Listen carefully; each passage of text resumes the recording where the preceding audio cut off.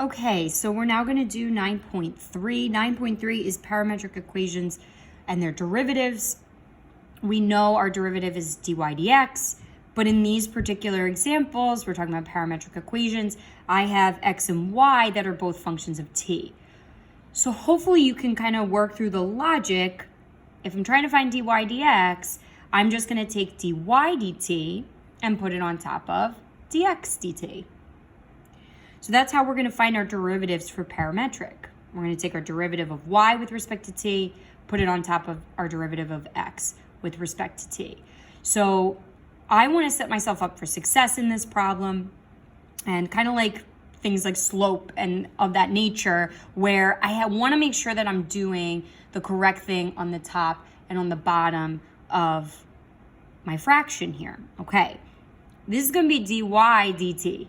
Right? dy dt is going to go on the top. I'm actually going to find y prime first. So anytime I'm doing a parametric derivative problem, I always like to find y prime first. I just feel like then I'm less likely to mix those up when I go to actually put them into the fraction to try to find dy dx.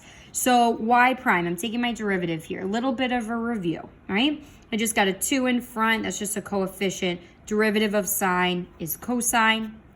This part's a little different. I'm taking the derivative of cosine 2t. Got a little chain rule going on there. So I have derivative of cosine is negative sine. So derivative of cosine 2t, negative sine 2t, but chain rule, derivative of 2t is 2. X prime is going to look kind of similar, so you'll get a little bit of extra practice with that in case that was a little tricky. So I'm taking my derivative of x with respect to t. 2 cosine t, that derivative. Well, derivative of cosine is negative sine, so negative 2 sine t. Plus derivative of sine is cosine, so derivative of sine 2t would be cosine 2t, but chain rule times 2. So what is dy dx for parametric? I'm just going to take that y prime that I found and put it on top of that x prime that I found.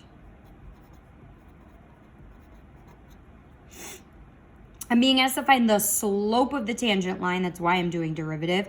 But at t equals 0. So I'm going to just plug in 0 for t.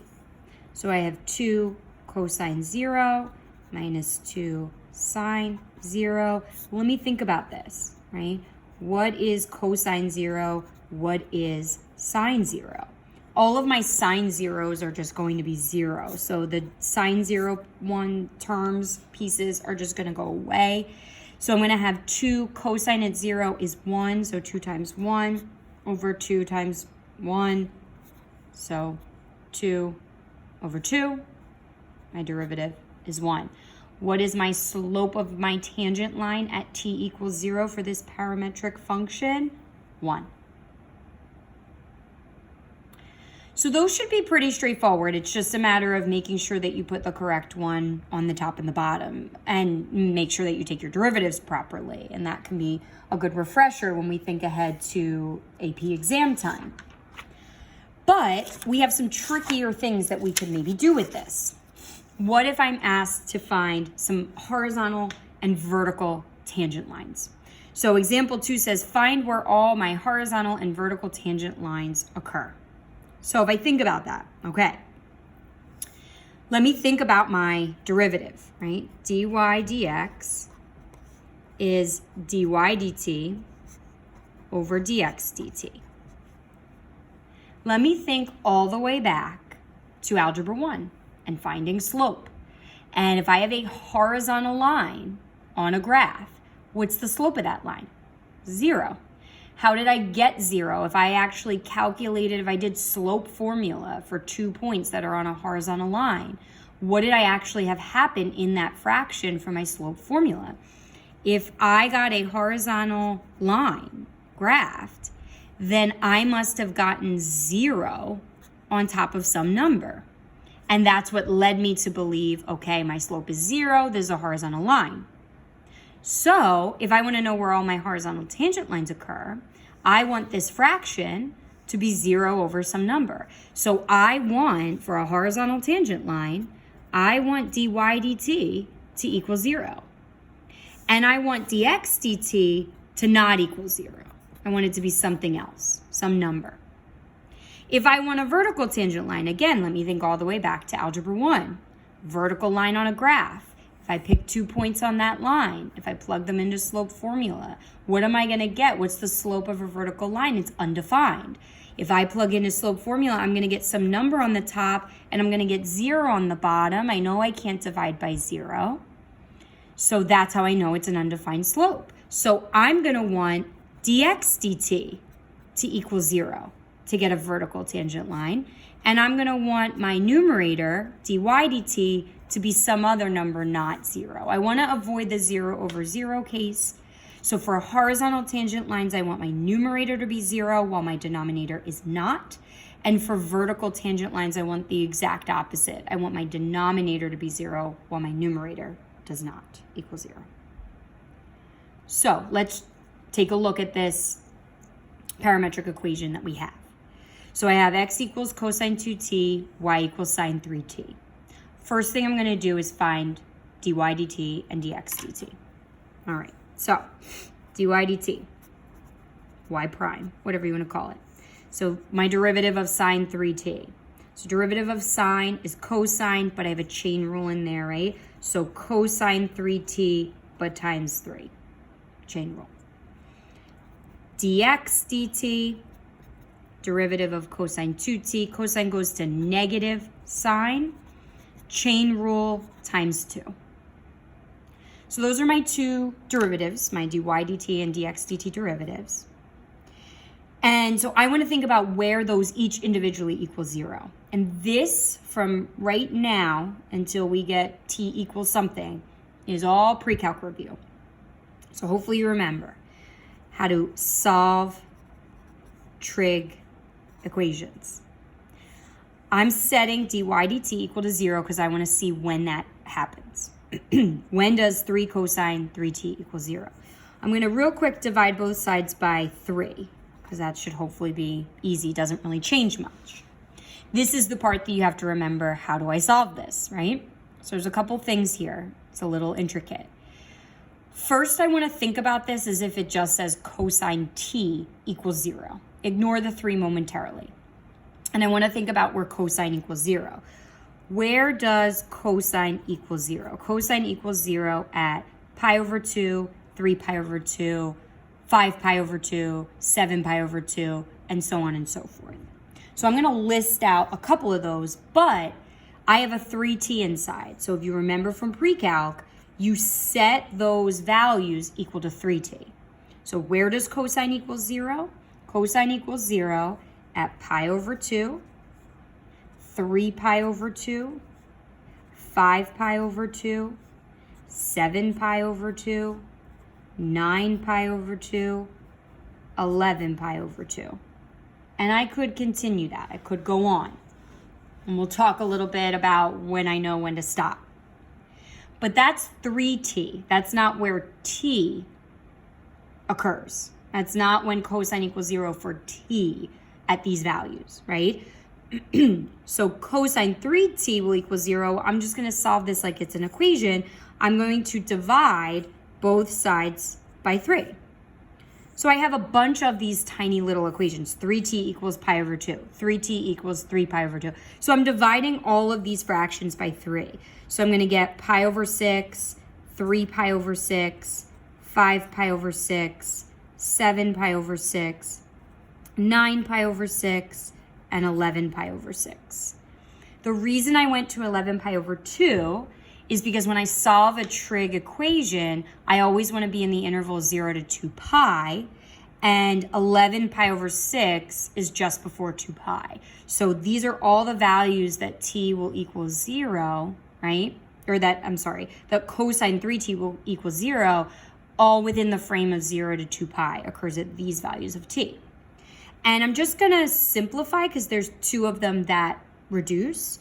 So I'm just going to write as a final answer, this is pi over 6, pi over 2, 5 pi over 6, 7 pi over 6. 9 pi over 6 reduces will be 3 pi over 2, and 11 pi over 6. Those are all the places where y prime equals 0. I'm not done. Don't get too excited. These are all the places where y prime equals 0. I'm going to do the same thing for x prime. So I'm going to solve this one. Setting it equal to 0. Dividing both sides by -2. I do this the exact same way. Think about it like it says sine t equals 0. When does sine equal 0? Sine equals 0 at 0, pi, 2 pi, 3 pi, 4 pi, 5 pi, right? Blah, blah, blah, blah, blah. So I set all those values equal to 2t. 0, pi, 2 pi, 3 pi, 4 pi, 5 pi, blah, blah, blah. Divide both sides by 2. I get 0, pi over 2, pi, 3 pi over 2, 4 pi over 2, which is just 2 pi, and I'm not going to keep going because then I'd be out of that range. So these are all the places where x prime equals 0. So if I want to know where my horizontal tangent lines occur, my horizontal tangent lines will occur when y prime equals 0, but x prime does not. So all of my values here that don't also occur here are up for grabs. So this is going to happen at pi over 6, not pi over 2 because that's also when x prime equals 0, 5 pi over 6, 7 pi over 6, not 3 pi over 2 because that is also when x prime equals 0, and 11 pi over 6.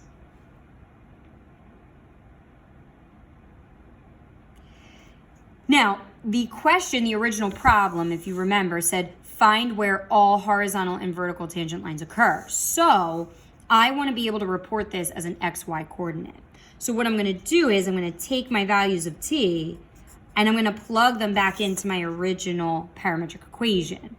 If I plug in pi over 6 in for t, cosine at pi over 3. If I plug in pi over 6 into my original y equation for t, sine at pi over 2. So this is going to yield a point value of 1/2, 1. So I'll show you for the first one where I got that, but I'm not going to go through for the rest of them. So again, I'm plugging in, I'm finding my function at pi over 6. So I'm going to get cosine at 2 times pi over 6. Well, that's just cosine at pi over 3, which is 1/2. If I want my y value for that t equals pi over 6, I'm doing sine of 3 times pi over 6. So that's just going to be sine at pi over 2, which is 1. So t equals pi over 6 corresponds to an x and y value of 1/2, 1.